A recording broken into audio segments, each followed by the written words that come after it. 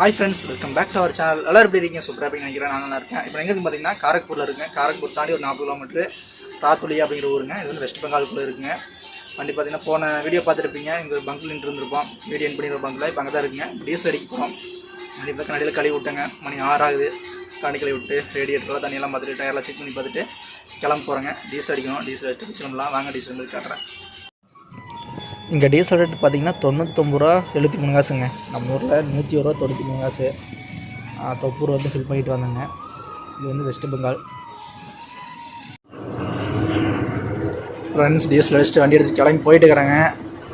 பாருங்கள் மழையை அதான் டீசல் அடிக்கிற பங்கில் ஓடுறோம். சரியான மழைங்க.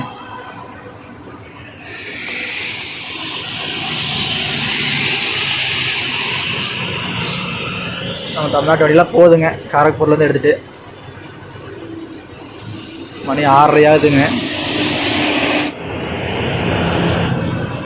மழை பார்த்தீங்கன்னா செம மழைங்க. அந்த ஊற்றுதுங்க. கூட கிளம்பி தெரிய மாட்டேங்குது. ஆனால் மழை எடுத்து நல்லா ஃப்ரீயாக ஓட்டிக்கலாங்க. பைக் தொந்தரவு இருக்காது அதிகமாக. இந்த காருக்கு அதிகமாக வராது. ஆட்டோவெல்லாம் நம்ம லாரி மட்டும் தான் போது. ஒரு சின்ன வண்டியெலாம் போதுங்க. இப்படியே கல்கட்டா தாண்ட வரைக்கும் இருந்தால் தொந்தரவே இருக்காது. இப்படியே துடியாக பேசிட்டு இருந்துச்சுன்னா. அவரா தாண்டி போயிட்டு இருக்கிறாங்க. இப்போ நம்ம ஒரு ஆளை மீட் பண்ணங்க. இங்கே நம்ம ஃப்ரெண்டு ஃப்ரெண்டு சொல்ல தம்பி மாதிரி யாருன்னா இந்த என்ஆர் ட்ரக் ட்ராவலர்னு சொல்லி கேள்விப்பட்டிருப்பீங்க. அவரும் யூடியூப் சேனலில் வச்சுருக்காப்புல. இது மாதிரி நம்மளை மாதிரி லாரி விலாக் போட்டுக்கிறாப்புல. பேர் நவீன் சொல்லிட்டு. நவீனா டிரைவர் நவீன் கிடையாதுங்க. இது வந்து என்ஆர் ட்ரக் ட்ராவலர்னு சொல்லிட்டு அவர் பேர் நவீன் தான். அவர் வந்து மீட் பண்ணுங்க. ஆனால் சரியான மழைங்க. வீடியோ எடுக்கலான்னு பார்த்தா முடியல. அந்த மழையிலே 2 பேர் பேசிட்டு போயிட்டுக்கிறோம். யாராச்சும் வாய்ப்பு கிடச்சா போய் பாருங்கள். என்ஆர் ட்ரக் ட்ராவலர் அடிங்க வரும். மாலு கல்கட்டா லைன் அதிகமாக ஓட்டுவாப்பில். நிறைய பேருக்கு தெரியுங்க. வாய்ப்பு இருக்குது, பார்த்துருப்பீங்க. மணி 9 ஆகுதுங்க. இன்னும் சிக்னல் இருந்துகிட்டே இருக்குது. பரவாயில்லைங்க. மழைங்கிறனாலங்க வண்டி கம்மிங்க. மழை மட்டும் இல்லாமல் இருந்தால் ஓட்டவே முடியாது. இன்னும் 1 மணி நேரம் லேட் ஆகிருக்கும். ஃப்ரெண்ட்ஸ், இப்போ நம்ம எங்கே இருக்கோம்னா தானுகுனி அப்படிங்கிற ஊரில் இருக்குங்க. இது கல்கட்டாக்குள்ளே தான். கல்கட்டா தாண்டி தானுகுனிங்க. பாருங்க, கிட்டத்தட்ட ஒரு 5 கிலோமீட்டர் போகிறதுக்கு 1/2 மணி நேரம் ஆகிடுச்சு. அத்தனை லாரிங்க ஃபுல்லாமே. ஒரு லாரி தான். இந்த மாதிரி டிராஃபிக்கு நான் அதிகமாக எங்கே பார்த்துருக்கேன்னா சூரத் ரோடு தாங்க. சூரத்தில் தான் பார்த்துருக்கேன். ஒரு 5 கிலோமீட்டர் இதே மாதிரி நிற்கும் நைட்டு பகலும். அதே மாதிரி இங்கேங்க. அது காரணம் இந்த பக்கம் ஃபுல்லாமே இண்டஸ்ட்ரியல் ஏரியா தாங்க. லெஃப்ட்டு ரைட்டு ஃபுல்லாக பெரிய பெரிய கம்பெனிஸ் இருக்குது. ஃபுட் ஐட்டம் நிறைய தயாரிக்கிறாங்க. பிஸ்கெட்டு சாக்லேட்டு அதுன்னு சொல்லிட்டு. நீங்கள் போய் கடையில் ஒரு சாக்லேட்டு ஜூஸ் அதுன்னு வாங்கி பார்க்குறீங்கன்னா ஏதோ ஒன்றில் கல்கட்டா இருக்குங்க. இப்போ நான் இருக்கிறதுக்கு ரைட் சைடில் ஒரு பிஸ்கெட் கம்பெனி இருக்குது. அந்த பக்கங்க இந்த லாரிக்கு அந்த பக்கம் வரும்போது பார்த்தேன். மனம்னா அப்படியே ஒரு மனங்க. கல்கட்டாயிலும் பார்த்தேன்.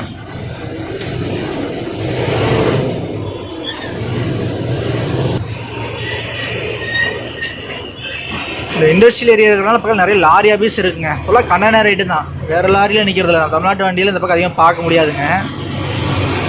மற்ற ஏரியா வண்டி நிறைய நிற்கிது. ஆனால் எல்லாம் கண்டெய்னர் தாங்க. லோடு ஏற்றுற இடம் எல்லாமே.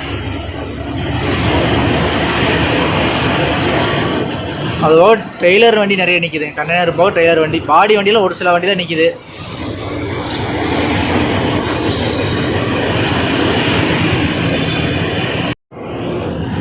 தானுகுனி தாண்டியாச்சுங்க. தானுகுனி டோல்கேட் தாண்டுறோம். ஒரு சம்பவம் நடந்துச்சுங்க. என்னென்னா டோல்கேட்டில் எப்போவுமே நம்ம ஊர் இங்கேன்ட்டில் நம்ம ஊர் நிறைய பக்கம் டோல்கேட்லேயாகட்டும் இந்த திருநங்கைகள் இருக்காங்களே அவங்க இன்னும் காசெல்லாம் வசூல் பண்ணிட்டுருப்பாங்க. அது மாதிரி இங்கேயும் வசூல் பண்ணிட்டு இருந்தாங்க. நான் தரல காசு. நான் என்னென்னா எத்தனை பக்கம் கொடுத்துட்டு வர்றது. நிறைய டோல்கேட்லாம் இருக்குல்ல, எத்தனை ரூபா கொடுத்துட்டு வர்றது. ஆனால் இந்த வெஸ்ட் பெங்காலுக்குள்ளே ஒடிசாக்குள்ளே வந்துட்டு ஃபுல்லாக அவங்க தாங்க இருக்காங்க.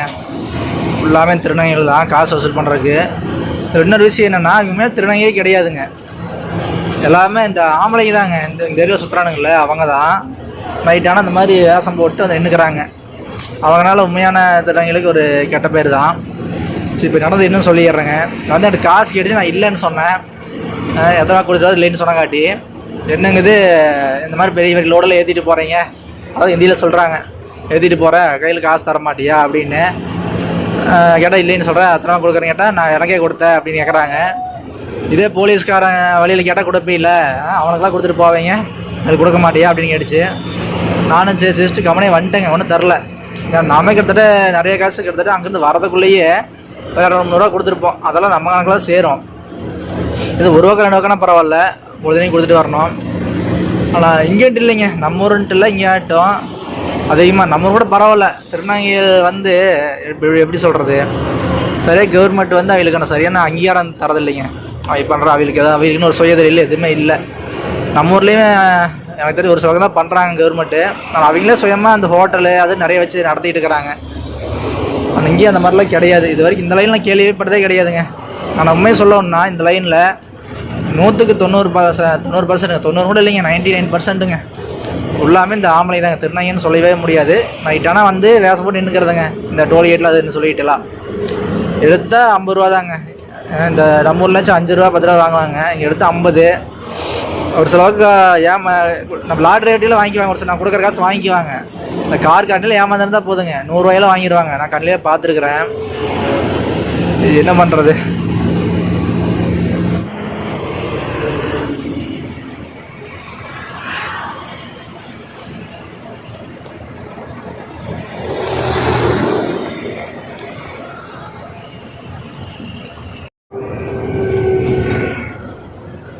ஃப்ரெண்ட்ஸ், நமக்கு முன்னாடி பார்த்திங்கன்னா ஒரு தமிழ்நாட்டு வண்டி ஒன்று போயிட்டுருக்குதுங்க.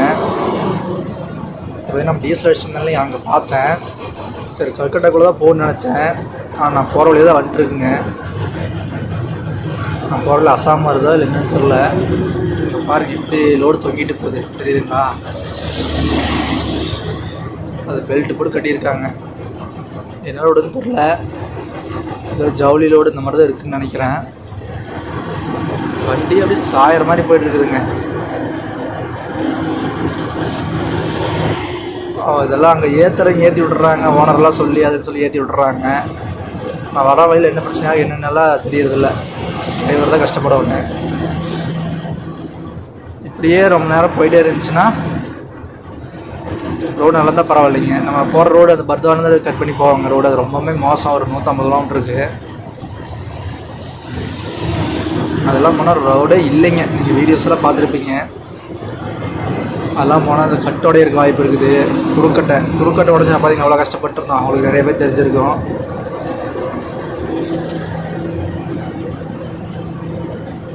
இதே பகலாக தான் நல்லா வீடியோ தெரிஞ்சிருங்க.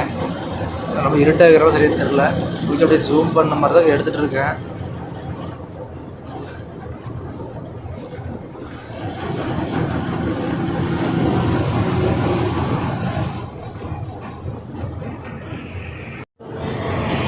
பாருங்கள், சைடு போலான்னு பார்த்தாலும் போட முடியாதுங்க. ரோடு சின்ன ரோடு. அவை பார்த்து ரைட் சைடு கொஞ்சம் ஏறி வழி விட்டால் தான் போக முடியுங்க. லெஃப்ட் சைடில் அவன் ரொம்ப நேரம் பின்னாடியே வந்துட்டுருக்கேன். சைடு விட்டு போகலாங்க.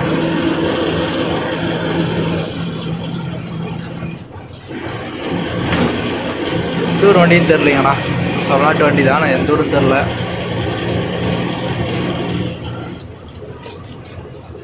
வண்டி போவாதுங்க இதில்.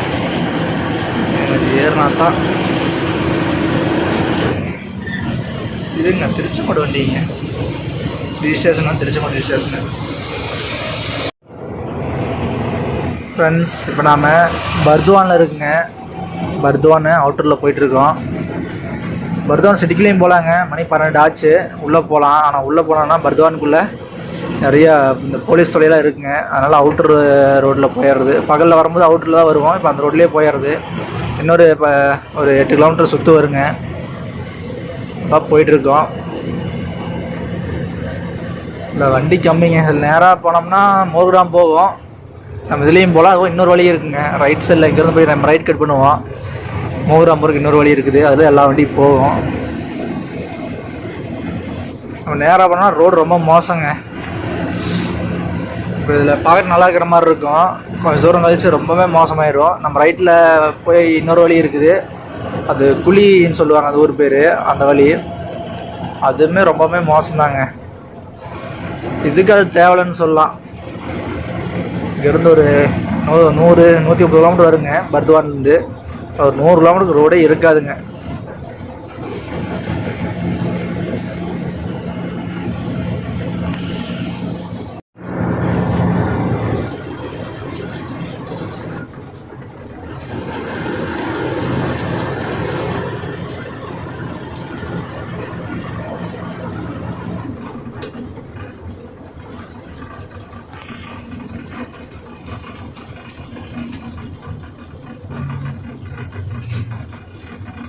ஃப்ரெண்ட்ஸ் எங்கிட்ட பார்த்தீங்கன்னா பர்துவான் தாண்டி நிற்கிறேங்க. பர்துவான் அவுட்டர் ரோடு தாண்டி நிற்கிறோம்.